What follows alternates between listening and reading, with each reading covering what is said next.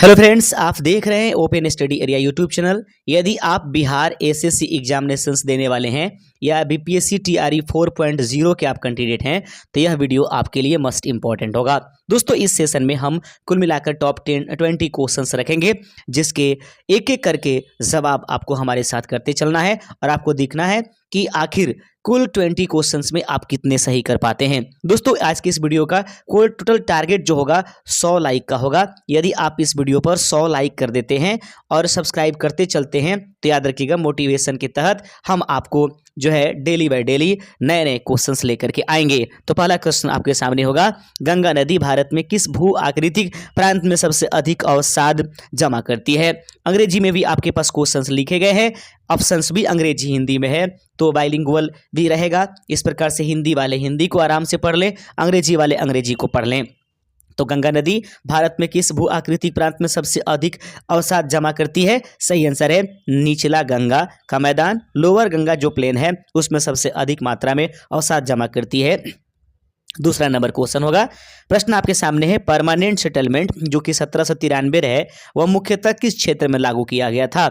याद रखेंगे, प्रश्न आपके सामने है कि परमानेंट सेटलमेंट 1793 मुख्यतः किस क्षेत्र में लागू हुआ था। तो दूसरे नंबर प्रश्न का सही आंसर है ऑप्शन नंबर सी, याद रखेंगे, यानी बंगाल प्रेसिडेंसी। परमानेंट सेटलमेंट 1793 मुख्य रूप से बंगाल प्रेसिडेंसी में यह लागू किया गया था। दूसरे का सी नंबर ऑप्शन इसका सही आंसर हो जाएगा। तीसरा नंबर क्वेश्चन आपके सामने है, प्रश्न है बहुत ही खूबसूरत प्रश्न आपके सामने है कि भारत और का कौन सा खनिज जो है स्ट्रेटेजिक या क्रिटिकल रिसोर्सेज माना जाता है। याद रखेंगे, भारत का वो कौन सा खनिज है जिसको स्ट्रेटेजिक क्रिटिकल रिसोर्सेज के रूप में माना जाता है। तीसरे नंबर प्रश्न का सही आंसर है ऑप्शन नंबर बी, लिथियम इस प्रश्न का सही आंसर हो जाएगा। आइए दोस्तों, बढ़ते चलते अपने अगले नंबर क्वेश्चन की तरफ और चौथा नंबर क्वेश्चन आपके स्क्रीन पर है। प्रश्न कहता है, जीडीपी में जी का अर्थ क्या है। जीडीपी में जी का अर्थ क्या है। What does G stand for the GDP. याद रखेंगे, इस प्रश्न का चौथे नंबर प्रश्न का सही आंसर हो जाएगा ऑप्शन नंबर ए। याद रखेंगे, जीडीपी में जी का अर्थ जो होती है ग्रॉस अर्थात सकल जानी जाती है। पांचवा नंबर क्वेश्चन आपके सामने है कि डीएनए में हाइड्रोजन बॉन्ड किसके बीच होते हैं। डीएनए में हाइड्रोजन बॉन्ड किसके बीच में होते हैं। Hydrogen bond in the DNA accrue between which. इस पांचवें नंबर प्रश्न का सही आंसर हो जाएगा ऑप्शन नंबर सी। याद रखेंगे, डीएनए में हाइड्रोजन बॉन्ड किसके बीच में होता है। सही आंसर ऑप्शन नंबर सी हो जाएगा, नाइट्रोजन आधार पर। पांचवें का ऑप्शन नंबर सी इस प्रश्न का सही आंसर हो जाएगा। छठा नंबर क्वेश्चन आपके सामने है और प्रश्न है कि बिहार में सबसे अधिक वर्षा किस जिले में होती है। ऐसे तो दोस्तों किशनगंज में सबसे अधिक वर्षा होती है, लेकिन दिए गए ऑप्शन के अनुसार आपको चुनना होगा।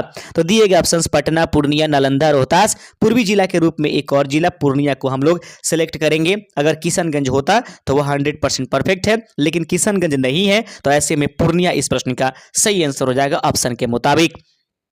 सातवां नंबर क्वेश्चन देख लीजिएगा मेरे प्यारे साथियों। सातवां नंबर क्वेश्चन आपकी स्क्रीन पर है कि चंपारण सत्याग्रह कब हुआ।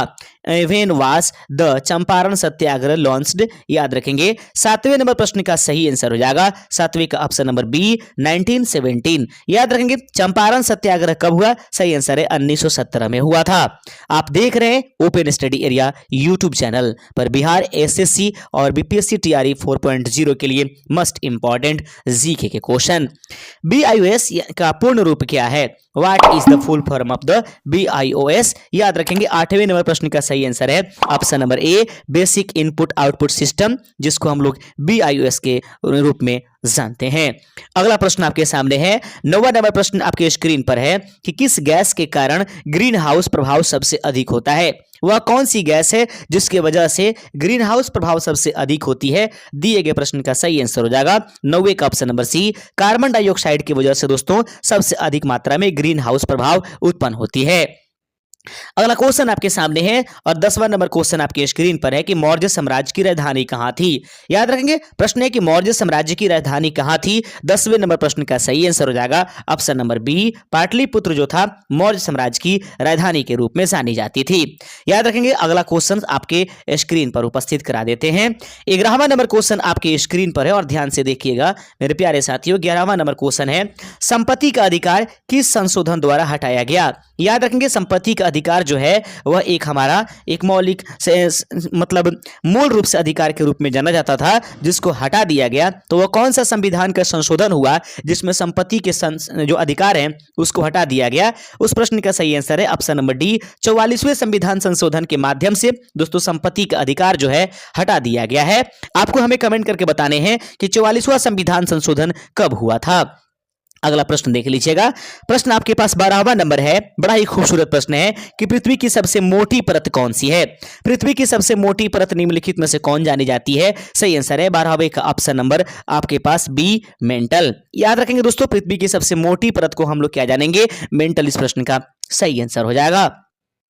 अगला क्वेश्चन आपके सामने है। 13वां नंबर प्रश्न आपके स्क्रीन पर है कि एटीपी किसे कहा जाता है? एटीपी निम्नलिखित में से किसे कहा जाता है? 13वें का सही आंसर हो जाएगा एनर्जी जो करेंसी ऑफ अ सेल, कोशिका की ऊर्जा मुद्रा जो होती है वो एटीपी के रूप में जानी जाती है। याद रखिए energy currency of a cell, कोशिका की ऊर्जा मुद्रा को हम लोग एटीपी के नाम से जानते हैं। 13 का ऑप्शन नंबर ए इस प्रश्न का सही आंसर है।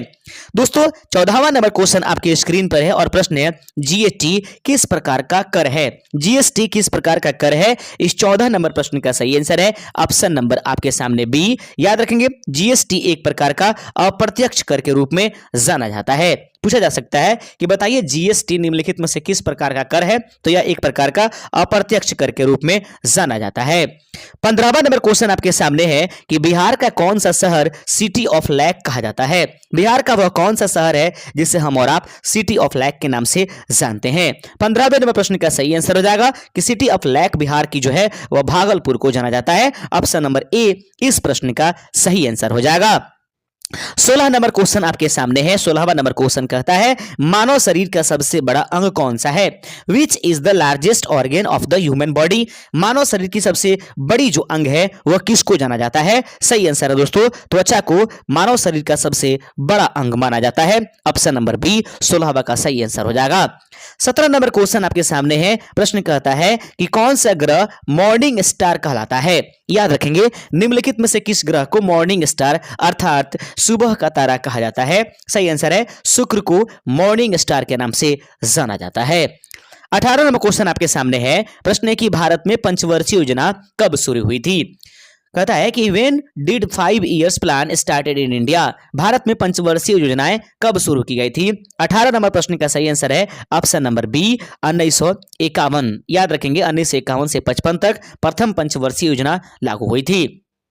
प्रश्न है विद्युत धारा की एसआई मात्रक क्या होती है? तो विद्युत धारा की एसआई मात्रक जो होती है दोस्तों वह एम्पियर होता है। 19 का ऑप्शन नंबर सी इस प्रश्न का सही आंसर है।